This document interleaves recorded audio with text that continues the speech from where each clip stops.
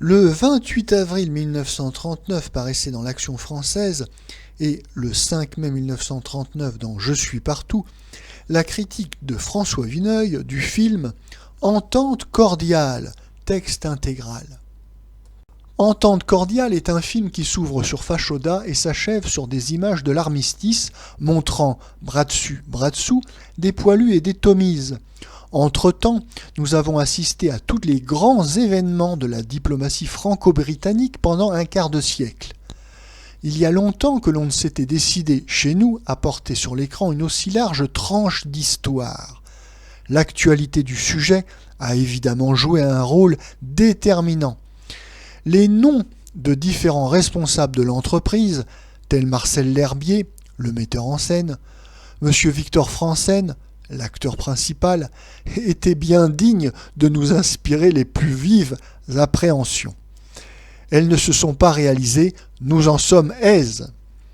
Il eût été affligeant qu'un film intitulé « Entente cordiale » nous ridiculisât au-delà des frontières en mai 1939.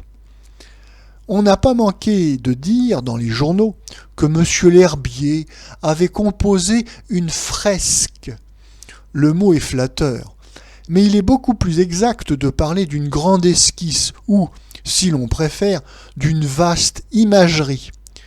Le cinéma historique peut traduire admirablement, mieux qu'aucun livre, une épopée militaire ou une révolution. Mais quand il s'agit de 20 années de propos diplomatiques et de mouvements d'opinion, il ne peut qu'effleurer ou glisser quelques illustrations dans les dossiers officiels et les travaux d'écrivains. Entente cordiale est un album pour grands enfants. Historiquement, le résumé qu'il nous propose est honnête. On a suivi le livre sur Édouard VII du distingué polygraphe non-arien André Mauroy, qui est un guide consciencieux. Fachoda forme le prologue, il le fallait. L'escamotage de cette inoubliable affaire qui dressa Anglais contre Français eût été, de notre part, pis qu'une maladresse, une lâcheté. On s'est tiré de ce pas difficile avec tact. Le rôle piteux de bien des politiciens de la République a été laissé dans l'ombre. Nous voyons surtout des militaires face à face. Dans l'un et l'autre camp, le devoir commande et on l'accomplira avec honneur jusqu'au bout. Dans ce ton-là, on aurait même pu nous montrer davantage l'héroïque équipé de marchands. Nos amis anglais, si le fait d'armes avait été à leur compte, ne s'en fussent certainement pas privés. Nous voyons successivement les dernières années de la vieille reine Victoria, très hostile à une guerre entre la France et la Grande-Bretagne, mais qui s'afflige des nombreux et frivoles voyages du prince de Galles, Édouard, à Paris. Édouard VII, monté sur le trône, s'applique, malgré tous les obstacles moraux et matériels, à un rapprochement qui lui semble indispensable aux intérêts des deux pays. Il se méfie de son brillant neveu, l'empereur d'Allemagne.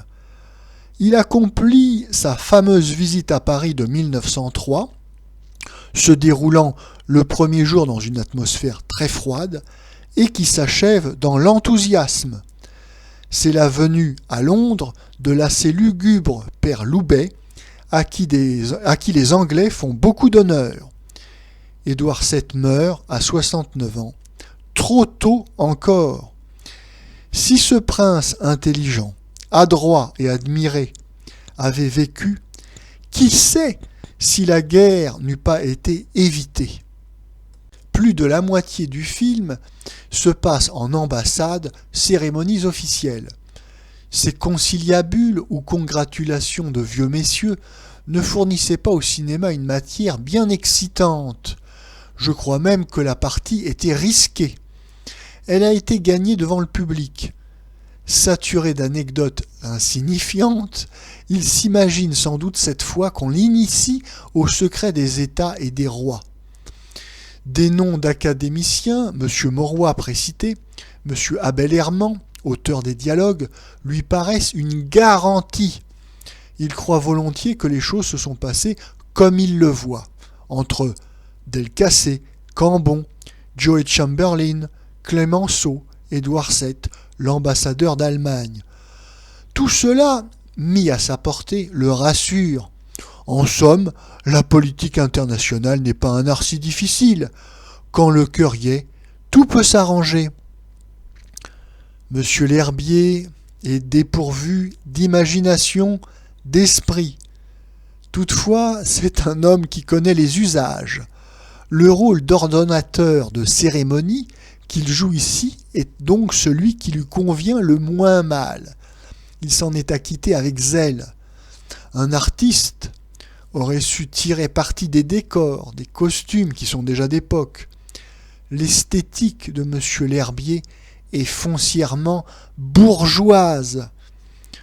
Entente cordiale correspond aux peintures du salon des artistes français. Mais c'est sans doute une qualité de plus pour la clientèle d'un semblable film. C'est le beau, la grandeur, le faste selon son goût. Il a fallu que M. l'Herbier et son scénariste glissassent entre les personnages vrais un petit roman de leur cru. L'entente cordiale est symbolisée sentimentalement par une jeune Britannique qu'aiment deux frères français, dont l'un, héros de Fachoda, est un anglophobe farouche. Rien de plus fade et de plus niais que cette idylle distinguée. Elle nous rappelle très fâcheusement que M. l'Herbier est aussi l'auteur d'imbéciles mélos comme Veillées d'armes. C'est l'erreur essentielle du spectacle, une concession aux habitudes cinématographiques bien inutile, car l'attention de la salle se relâche dès que les tourtereaux supplantent les ministres et les souverains. L'interprétation avait une part capitale dans le succès du film. Pour Édouard VII, le choix se porta sur M. Victor Franssen. M. l'Herbier et M. Franssen ont déjà commis ensemble main navet. Contre toute attente, M. Franssen fait un Édouard VII mieux que convenable. Il a su très bien nuancer la bonhomie, la finesse, la dignité, l'épicurisme aussi d'un personnage difficile. Il a su être simple, discret, tout en gardant de l'allure. Madame Gaby Morley a repris à l'écran sa création de la reine Victoria qu'elle fit déjà sur la scène. On y admire avec quelle vérité de geste elle a su se vieillir. De nombreuses vedettes, M. Pisani, M. Baumer, M. Jandy, M. Jean Worms, se sont vus confier des rôles épisodiques pour la place qu'ils occupent, mais importants pour les personnages qu'ils représentent. Clemenceau, Delcassé, Cambon, le vieux Chamberlain, etc. Chacun s'en acquitte d'une façon méritoire. On ne nous montre pas Marchand pour obéir, semble-t-il, à un scrupule de ses proches infiniment respectable, mais dont on peut se demander s'il sert bien sa mémoire. Marchand est le seul absent dans ces chapitres d'histoire. Le spectateur naïf ne remportera-t-il pas le sentiment que le glorieux soldat y joua une part plus effacée qu'il ne croyait ? Pour finir, une remarque nécessaire. Entente cordiale a pour protecteur M. Max Glass, assisté de son fils M. Paul Glass, qui a également collaboré au scénario. Ces messieurs ont bien voulu me faire savoir qu'ils étaient autrichiens, non naturalisés, catholiques, fixés définitivement en France depuis l'Anschluss, et qu'ils ne voulaient pas être confondus avec les émigrés juifs d'Allemagne, ceux dont on les loue. Nous nous félicitons qu'ils aient apporté leurs soins à un film correct et qui peut nous servir, mais nous éprouvons au moins de l'embarras pour qualifier le zèle de ces nouveaux Coblençais.